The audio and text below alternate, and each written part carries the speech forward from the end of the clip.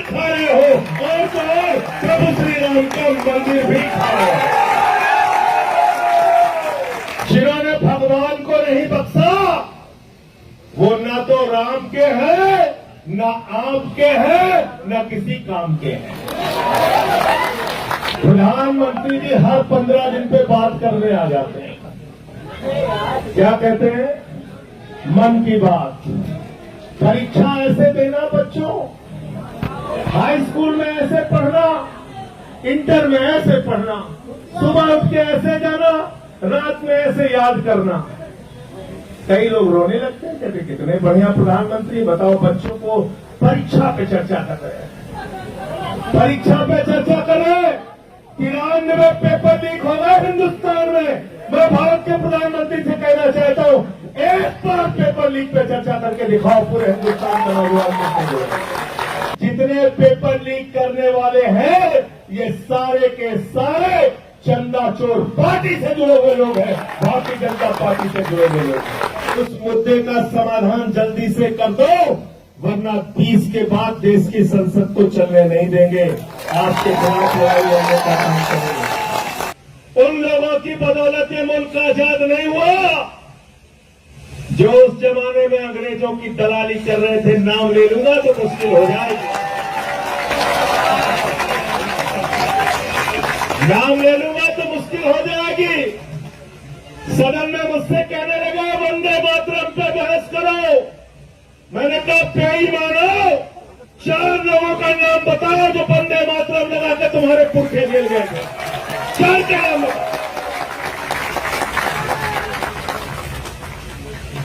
वंदे मातरम की बात करते हो, भारत माता की जय की बात करते हो, तुम लोग बात करते हो जिन्होंने अपने मुख्यालय पे 52 साल तक भारत माता का तिरंगा झंडा नहीं फहराया।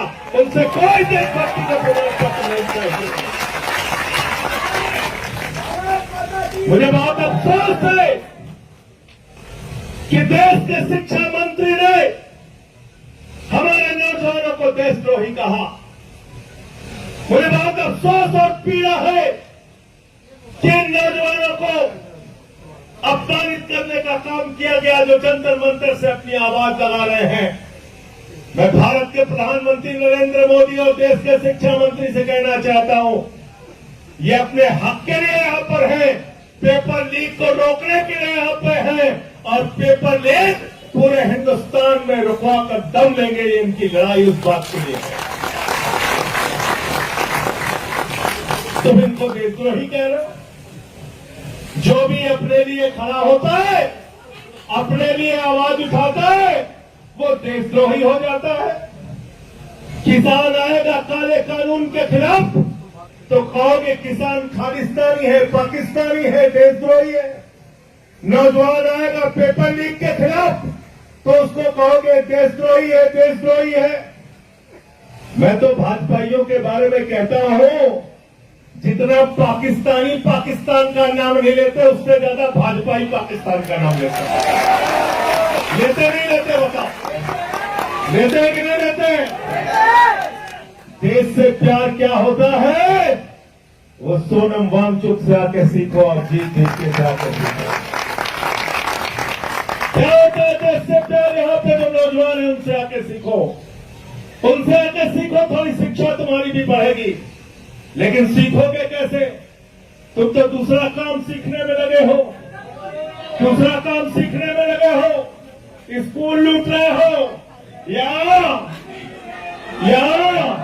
नौजवानों को 2 वक्त की खाने की रोटी नहीं मिल रही है, लेकिन तुम लोग स्कूल खा रहे हो, अस्पताल खा रहे हो, सड़क खा रहे हो, बिजली खा रहे हो, पानी खा रहे हो, हवाई जहाज खा रहे हो, समुद्री तट खा रहे हो, गैस खा रहे हो, कोयला खा रहे हो, पेपर खा रहे हो और तो और प्रभु श्री राम का मंदिर भी खा रहे हो।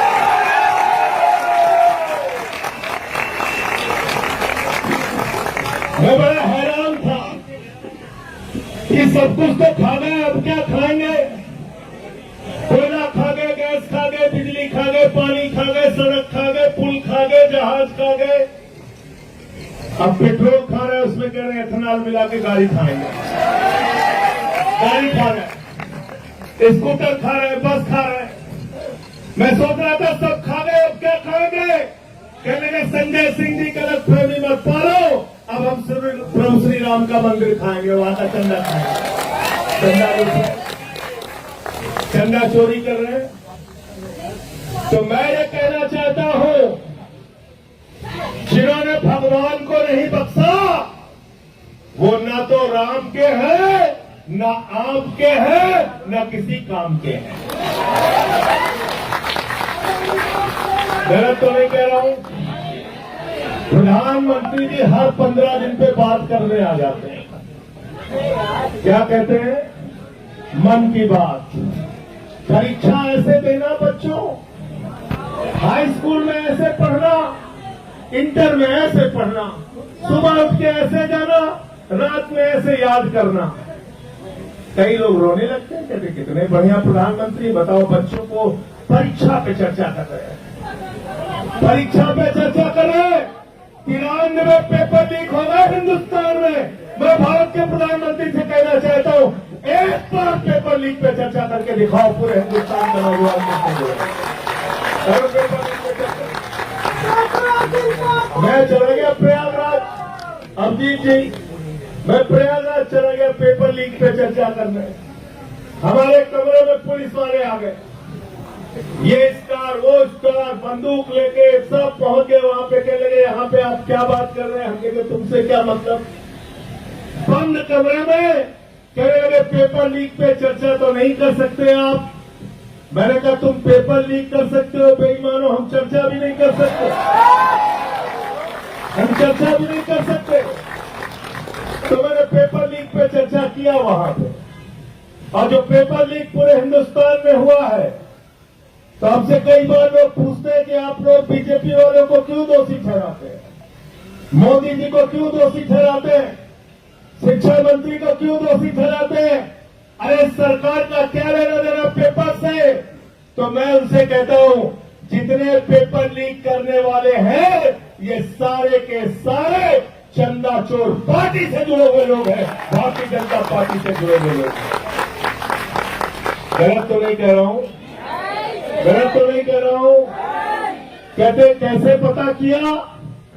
हमने कहा बेईमानों, नीट का पेपर लीक जब हुआ था पहली बार, तुमने जिन लोगों को गिरफ्तार किया था वो सब के सब बरी हो गए। कैसे बरी हो गए? पता चला सीबीआई ने समय पे चार्जशीट नहीं दाखिल की थी। गलत तो नहीं बोल रहा हूं, गलत तो नहीं बोल रहा हूं।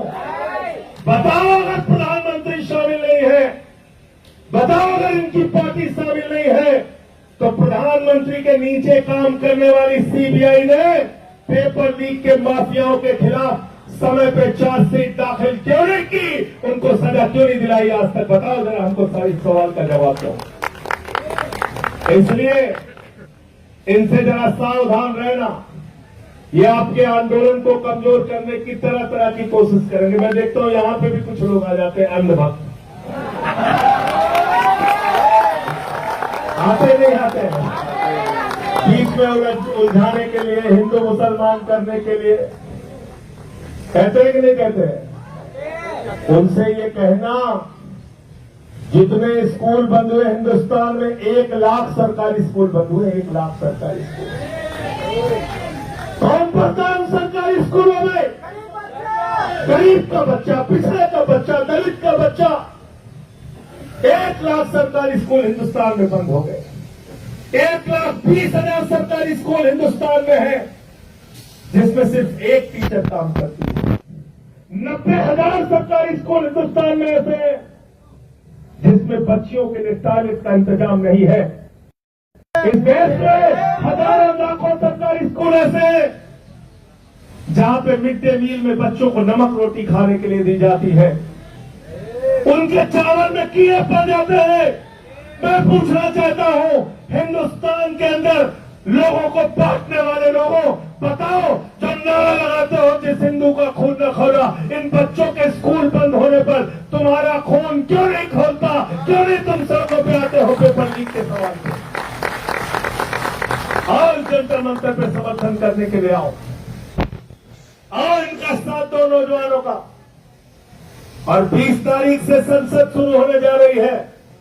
मैं आज इस जंतर मंतर से देश के प्रधानमंत्री को कहना चाहता हूं, जो सोनम वांगचुक का मुद्दा है, अभिजीत डुबके का मुद्दा है, हिंदुस्तान के करोड़ों नौजवानों का मुद्दा है, उस मुद्दे का समाधान जल्दी से कर दो, वरना 20 के बाद देश की संसद को चलने नहीं देंगे। आपके खिलाफ लड़ाई लड़ने का काम करेंगे। और विकास जानते हैं, हम तो ऐसे ही बदनाम है। ये लोग 3 काला कानून लेके आए थे, मैंने माइक तोड़ दिया।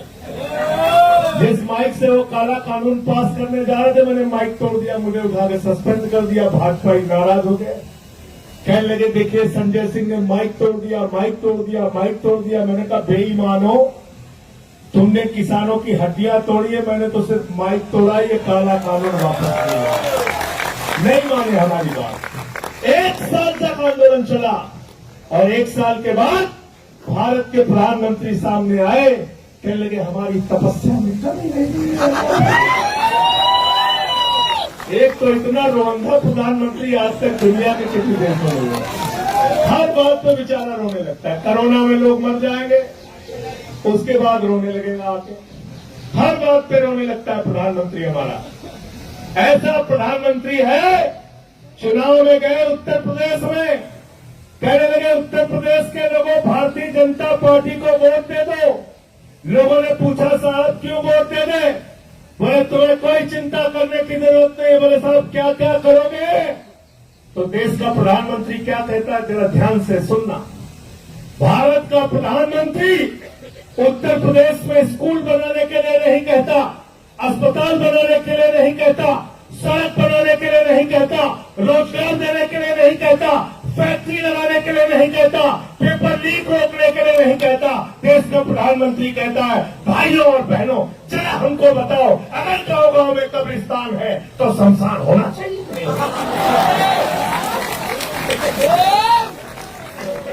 बोला था कि नहीं बोला था? बोला था कि नहीं बोला था? गलत तो नहीं कह रहा हूं। जिस देश का प्रधानमंत्री बच्चों के स्कूल की चिंता नहीं करता, अस्पताल की चिंता नहीं करता, रोजगार की चिंता नहीं करता, तुम्हारे भविष्य की चिंता नहीं करता, जिस देश के प्रधानमंत्री का मकसद गांव गांव में शमशान बनाने का है, वो तुम्हारा भला कभी नहीं कर सकता, याद रखना। अब उसके चेले में कहते हैं विश्व गुरु है, 56 इंच का इनका सीना है। मैंने कहा भाई 56 इंच का इंसान का सीना नहीं होता, जानवरों का हो सकता है। ये पहले कहना बंद करो, ऐसे प्रधानमंत्री का अपमान मत करो, ये गलत बात है। अब हमें गधे घोड़े का नापना पड़ेगा कितने इंच का सीना होता है। कह लीजिए 56 इंच का, 56 इंच का। अब रोज ट्रंप डांटता रहता है, रोज डांटता रहता है, कहता है रूस से तेल मत खरीदना। बोले जी हुजूर, बोले हम देखेंगे तुम्हारे ऊपर। बोले जी हुजूर, बोले अगर पकड़े गए रूस से तेल खरीदते हुए तो टैरिफ बढ़ा देंगे। कह लगे जी हुजूर हम नहीं खरीदेंगे, नहीं खरीदेंगे। आज देश में महंगाई किसकी वजह से? स्टेट ऑफ हॉर्मोज से, जहां से 50% तुम्हारा कच्चा तेल और 60% गैस आती थी, वो स्टेट ऑफ हॉर्मोज क्यों बंद हुआ? देश के प्रधानमंत्री की गलत नीतियों के कारण। इनको कहीं भी मेडल के लिए बुला लो, चले जाएंगे। मैं तो कह रहा हूं अभिजीत डुबके को सीजेपी के तरफ से 1 मेडल प्रधानमंत्री के लिए घोषित कर दो, देखो जनता मंत्र पे भी